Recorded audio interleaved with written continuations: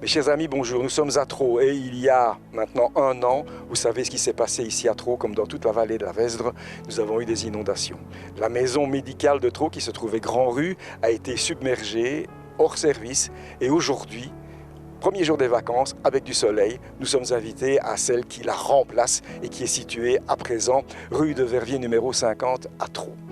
C'est un grand jour, nous y avons été invités et nous en sommes pleinement heureux, et en plus mon caméraman Patrick Delez, lui, est très ému. C'est pour ça qu'il y a une larme qui coule sur votre écran, sur l'objectif aussi.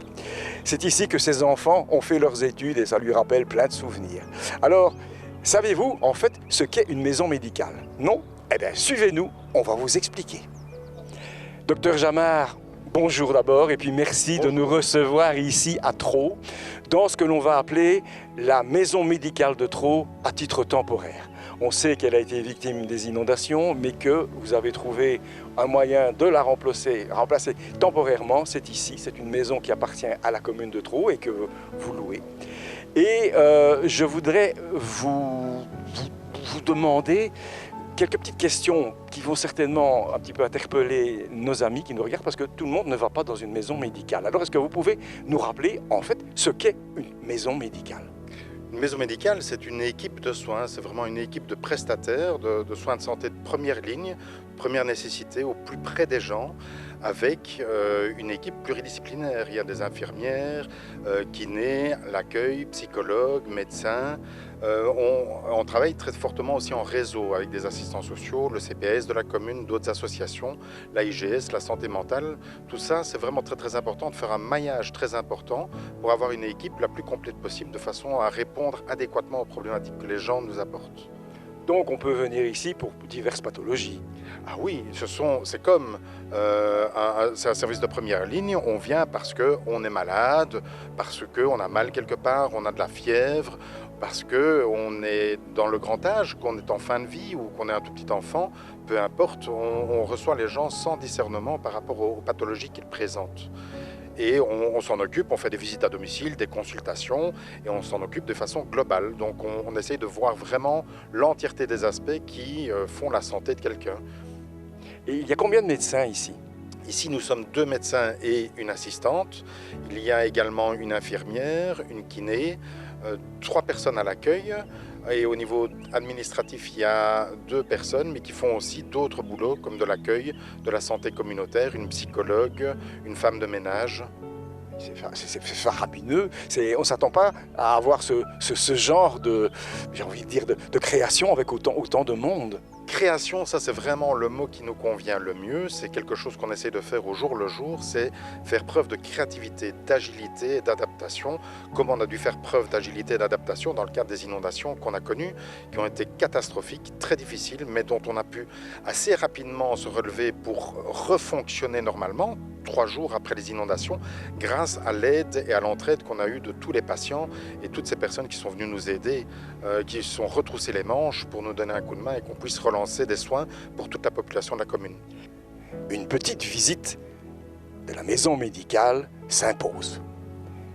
Nous avons ici une salle réservée à la kinésithérapie, à la revalidation, mais aussi aux séances de méditation.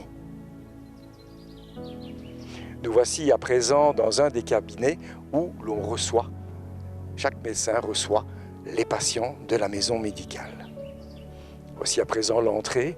Vous remarquerez que toute la structure en bois a été réalisée par des élèves de l'école d'architecture. Passons à présent, si vous le voulez bien, à la partie un petit peu plus festive de cette petite manifestation. Nous sommes le 1er juillet 2022. Dans 13 jours, ce sera le sinistre anniversaire des inondations. Mais on a choisi ici à la maison médicale de faire la fête. On a invité des amis, on a invité des patients, on a invité aussi TV Wallonie.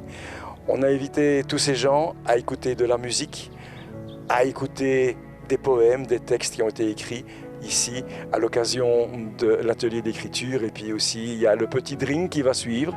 Et je vous signale, c'est uniquement avec des boissons non alcoolisées. Valérie Defosse, bonjour. Vous êtes infirmière, mais vous êtes aussi administratrice de la maison médicale de Traux. Alors, on va parler un petit peu de la journée d'aujourd'hui qui est un petit peu particulière parce que Voilà, c'est un peu le renouveau, il y a du soleil, ça c'est chouette, c'est le premier jour des vacances. Alors Valérie, qu'est-ce qu'on va pouvoir voir aujourd'hui ici, dans cette maison médicale toute temporaire? Tout d'abord, bonjour.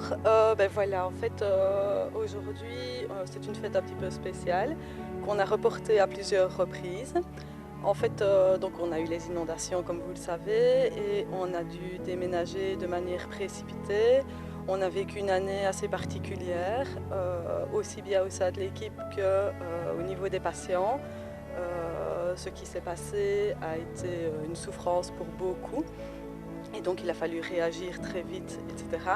Et donc de fait on a eu la chance d'obtenir ce bâtiment et de pouvoir y venir 2 mois, je pense, après les inondations. Et donc il a fallu tout remettre en place avec toutes les complications qu'il y a pu avoir ici dans la région, hein, l'électricité, le gaz, etc. Donc on a soigné malgré tout. Et donc on a essayé de mettre en place une inauguration, entre guillemets, à un moment donné, mais plus personne n'avait vraiment l'énergie, ni l'équipe, les patients n'étaient pas encore vraiment remis sur pied par rapport à ce qui s'était passé. Et donc on a reculé le moment, et là on a senti que oui, c'était vraiment le moment de fête, le soleil, les vacances, il y avait la fête de la musique, l'été est là.